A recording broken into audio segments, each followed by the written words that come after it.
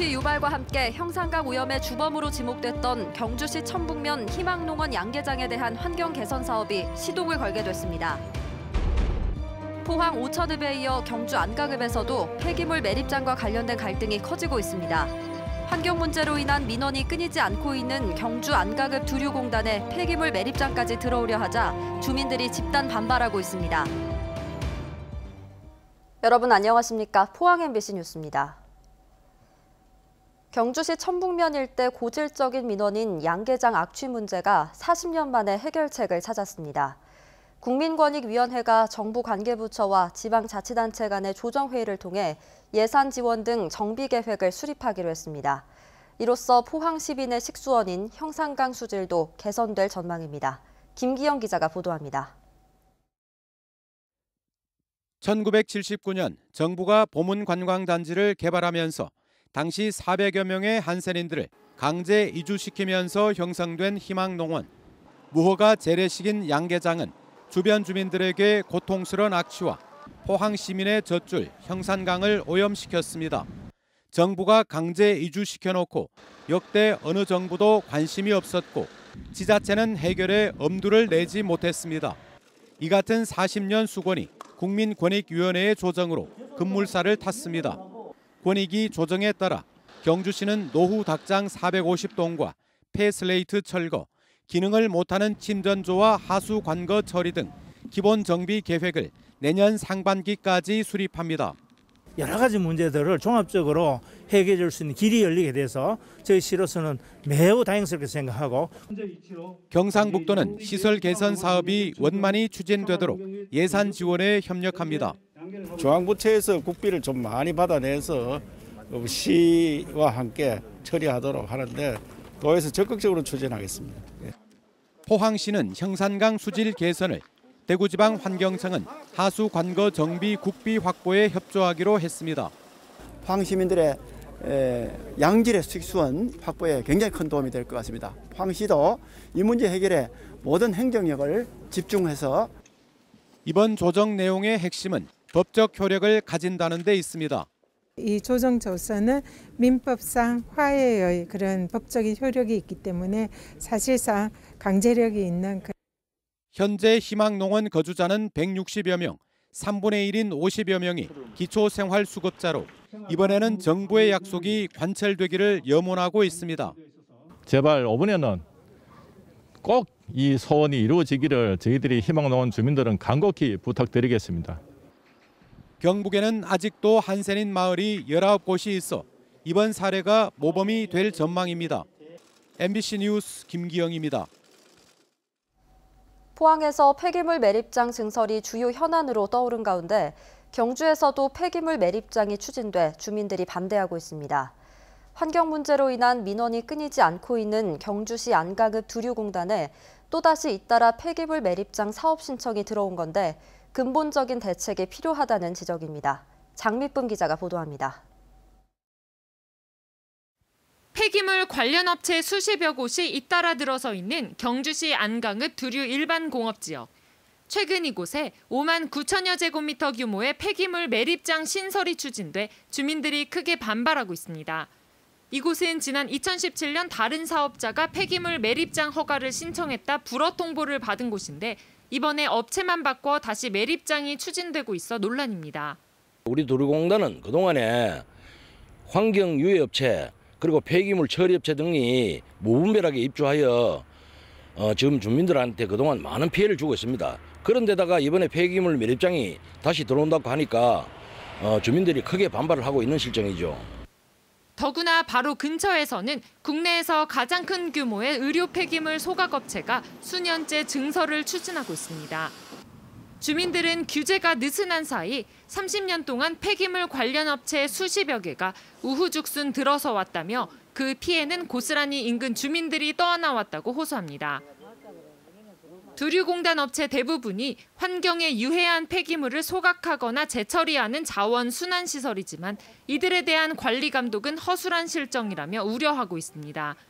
그런데도 이곳은 건천이나 외동공단과 같이 관련법상 산업단지에 해당되는 곳도 아니어서 공단 환경 기반 설비도 매우 열악한 수준이라고 지적합니다. 행장 지붕, 마당, 도로의 비산먼지 등이 비가 오면 그대로 씻겨 하천으로 들어가 7평전에 유입되어 형산강을 오염시키고 있는 그러한 실정에 있습니다. 실제로 올 들어서도 이곳의 2개의 업체가 악취 관련 규정을 위반해 경주시에 3차례나 적발되기도 했습니다. 경주시는 폐기물 매립장 신설에 대해서는 주변에 미치는 환경적인 영향과 주민들의 반대 의견을 최대한 반영해 검토하겠다고 밝혔습니다. 또 환경민원에 대해서도 공단협의회와 논의하겠다고 밝혔지만 고질적인 주민들의 환경 문제를 해결하기 위해서는 조례 제정 등 보다 근본적인 해법이 필요하다는 지적이 나옵니다. MBC 뉴스 장미쁨입니다. 지난 24일 울진 후포에서 열린 청소년 풋살 대회에 참가한 대전시 거주 심판 1명이 코로나19 확진 판정을 받은 것으로 확인돼 방역에 비상이 걸렸습니다. 울진군은 풋살 대회에 참가한 울진 지역 초중고 선수와 감독 등 101명에 대해 검체 검사에 들어갔고 이동 동선을 파악하고 있습니다. 구미에서 일가족 5명이 코로나19에 감염돼 오늘 0시 기준 경북의 누적 확진 환자는 1,544명으로 늘어났습니다. 일가족 중에서 A씨가 서울에서 다른 확진자와 접촉하고 처형집인 구미로 내려온 뒤 2살 어린이 1명을 제외하고 모두 양성 판정을 받았습니다. 이들 가운데 4명은 안동의료원에 입원했고 1명은 서울생활치료센터로 이송됐습니다. 이들의 주소는 서울 3명, 구미 2명입니다. 영덕군이 정부의 탈원정 정책에 대안으로 추진한 에너지산업 융복합단지 조성 사업을 본격적으로 추진합니다. 오는 2025년까지 1조 원을 투입해서 풍력발전 기술 개발과 기업 유치 등을 추진하는데 민간 투자 유치가 관건입니다. 임재국 기자가 보도합니다. 지난해 말 완공된 영덕군 매정리 제2농공단지입니다. 이곳 농공단지와 창포 풍력발전단지를 중심으로 영덕 에너지산업 융복합단지가 조성됩니다. 영덕군이 탈원전 정책의 대안으로 추진해 지난 8월 정부로부터 융복합단지로 지정받았고 오는 2025년까지 1조 300억 원을 투입합니다. 영덕 에너지산업 융복합단지에는 신재생 에너지산업 혁신단지와 풍력 리파워링 발전단지, 산업지원단지 등이 들어서게 됩니다. 풍력 리파워링 발전단지에선 기존 풍력 발전기의 용량을 2~3배 높이는 사업을 추진하고 혁신단지에는 에너지 특화기업 100개를 유치해 집중 육성합니다. 기업 유치와 지원, 관련 기관 협력 등을 담당할 종합지원센터도 설립해 내년부터 본격적인 운영에 들어갑니다. 신재생 에너지 혁신단지 내에는 종합지원센터를 건립할 예정입니다. 종합지원센터의 역할은 전체적인 기업 지원을 위한 컨트롤 타워로서 기술 개발 및 R&D 사업도 동반하고 있습니다. 영덕군은 에너지산업 융복합단지 조성을 통해 1조 4천억 원의 생산 유발 효과와 만여 명의 고용 창출, 4,800억 원의 부가가치가 생길 것으로 기대하고 있습니다. 신재생 에너지의 발전과 이용, 또 유통과 정비, 또 인력 양성 등 신재생 에너지 산업의 모든 사업이 포함이 되어 있습니다. 그래서 영덕을 대한민국 중심의 신재생 에너지 산업의 중심으로 발전할 수 있도록 영덕 신재생 융복합단지의 성공 여부는 전체 예산의 80%가 넘는 민간 자본 유치 여부에 달려 있습니다. MBC 뉴스 임재욱입니다. 그동안 농민수당 도입에 미온적이란 비판을 받아온 경상북도가 연내에 관련 조례를 제정하고 2022년부터 가구당 60만 원씩 지급하는 쪽으로 가닥을 잡았습니다. 지급 대상도 농민뿐 아니라 어민과 산림 농가까지 확대할 계획입니다. 홍석준 기자입니다. 전국 첫 농민수당은 전라남도가 도입했습니다. 작년부터 농가당 60만 원이 지급되고 있고 올해는 전북과 충남, 내년에는 강원도까지 확대됩니다. 반면에 경상북도는 여당 출신 도지사들이 주도하는 농민수당 도입에 거리를 두었습니다. 정작 농도임을 자처하는 우리 경상북도는 현재 아무런 움직임이 없습니다. 별도의 재원 마련을 통해서라도 농민수당제를 도입해야 합니다. 그게 큰 도움이 되느냐? 그런 것도 검토해서 가야 된다고 생각하고 검토를 하겠다는 말씀을 드리고 우선에 공익형 직불금제, 유럽처럼 그렇게 가는 제도로 정부에서 책임을 져야 됩니다. 재원 부족을 반대 이유로 내세웠지만 그 사이 경남과 제주, 충북에서도 추가로 농민수당 조례가 통과되면서 경상북도의 입지는 점점 더 좁아졌습니다. 결국 최근 국감에 출석한 이철우 지사는 경북에도 농민수당제를 도입하겠다며 기존 입장을 철회한다는 뜻을 처음 밝혔습니다. 다른 시도에서 다 하고 있는 농민수당을 우리 도만 안 한다 이렇게 이야기가 있어서 금년도에 그 조례를 제정하기로 해서 의원 입법으로 만들고 있다는 말씀을 드리고, 도의회 토론회에선 오는 12월 발의 예정인 조례안의 구체적 내용도 공개됐습니다. 금액은 농가당 60만 원으로 전남, 전북과 같고 80만 원인 충남보다는 다소 낮습니다. 대신 지급 대상을 농민뿐 아니라 어민과 산림 농가까지 넓히기로 했습니다. 지급 대상은 약 20만 가구, 연간 1,180억 원의 예산은 도와 시군이 4대 6으로 분담하는 내용을 담았습니다. 반드시 공익적 가치에 대한 보상이 따라야 된다, 이런 생각을 기본적으로 가지고 출발을 했습니다.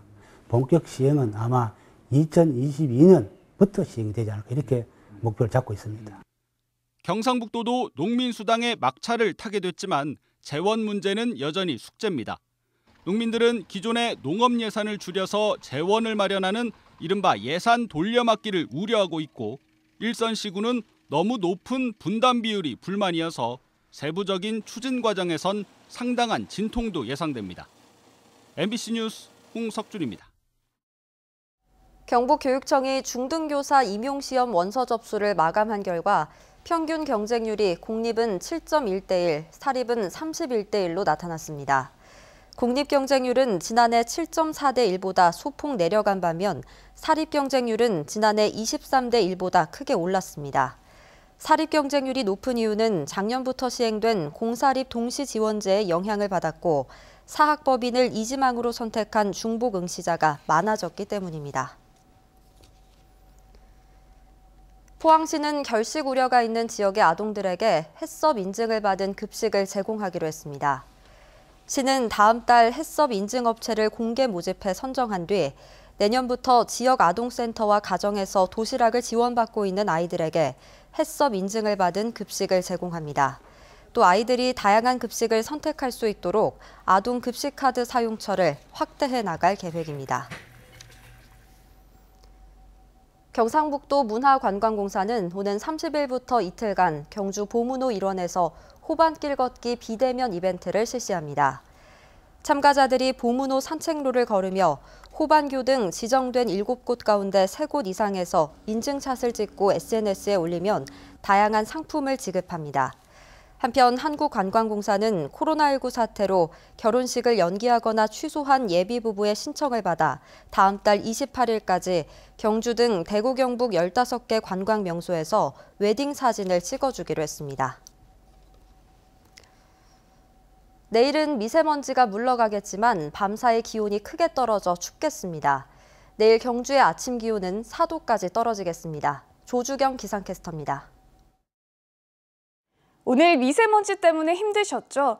중부 지역에 있던 먼지가 남동진하면서 우리 지역에 머물고 있는 모습인데요. 밤부터는 공기의 질이 나아지겠습니다. 내일은 깨끗한 하늘을 되찾겠지만 날씨가 부쩍 추워지겠습니다. 경주의 아침 기온은 4도를 보이면서 기온이 뚝 떨어지겠습니다. 이어서 자세한 지역별 날씨 보시면 내일 경북 동해안의 하늘은 맑은 가운데 아침 기온은 4도에서 7도를 보이면서 오늘보다 5도에서 7도 정도 뚝 떨어지겠고요. 한낮에도 16도에서 19도까지 오르면서 낮 동안에도 서늘하겠습니다. 울릉도와 독도는 구름의 양이 많겠습니다. 아침 기온은 울릉도 11도, 독도 13도로 시작해 한낮에는 16도까지 오르겠습니다. 바다의 물결은 동해 전해상에서 최고 2m까지 비교적 잔잔하게 일겠습니다. 반짝 추위는 당분간 이어질 텐데요. 일요일부터는 기온이 오름세를 보이겠습니다. 그리고 다음 주 월요일에는 비가 내리겠습니다. 날씨였습니다. 포항 북부경찰서가 경찰청에서 시행한 여성 범죄 예방 인프라 구축 사업에 선정돼 포항의료원 뒤편 골목을 여성 안심귀갓길로 조성했습니다.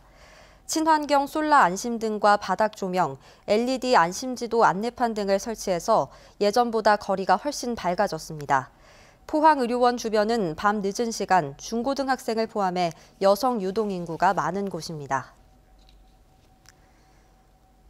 올 시즌 K리그1에서 가장 많은 골을 넣은 포항이 득점 기록과 연계해 총 156포의 쌀을 포항 지역 복지시설에 기부했습니다. 전교조는 코로나19 장기화 속에서 학생들이 안전하게 등교할 수 있도록 학급당 학생 수를 20명 이하로 제한해야 한다고 주장했습니다.